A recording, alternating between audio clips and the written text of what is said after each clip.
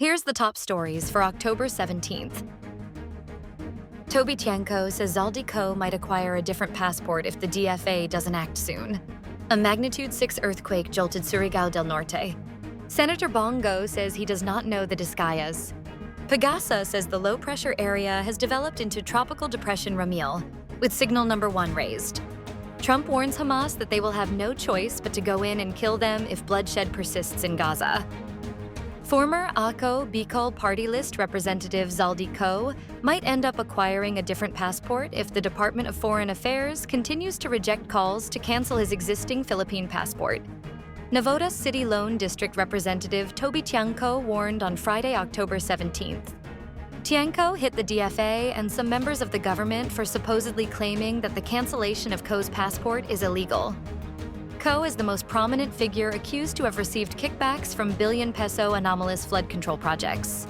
Tiangco's pronouncement came in the middle of continuous calls from the public to cancel Co's passport as Filipinos demand for his return to the country. Co is reportedly abroad, but his exact whereabouts are unknown.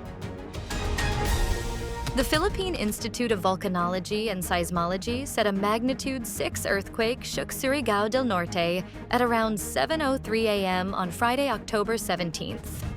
The tremor was initially measured at magnitude 6.2 before being revised.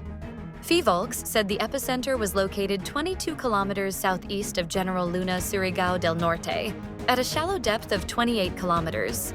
As of 8 a.m. earlier, the 6-magnitude quake had triggered 113 aftershocks, with magnitudes ranging from 1.2 to 4.4.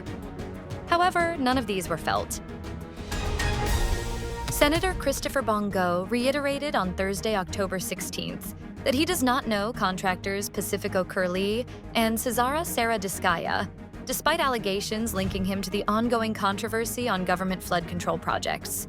This after the Office of the Ombudsman and the Department of Public Works and Highways announced it is now looking into the possible connection between the controversial contractor couple and the construction firm of Go's father, CLTG Builders.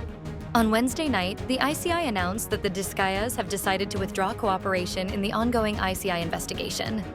Ombudsman Jesus Crispin Boyeng Remulla had said the couple refused to disclose details of their partnership with CLTG Builders, prompting him to believe they've been protecting Bong Go, the joint venture they had with the CLTG, with the family of Bong Go.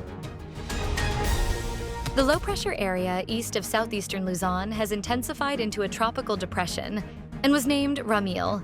The Philippine Atmospheric, Geophysical, and Astronomical Services Administration said on Friday, October 17th.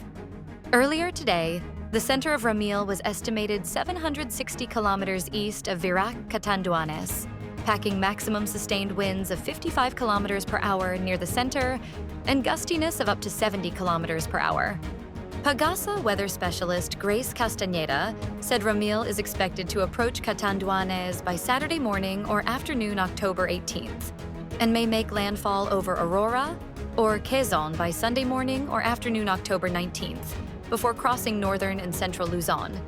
However, she noted that a southward shift in the storm's track is possible, which could change the landfall area to southern Luzon or Samar provinces.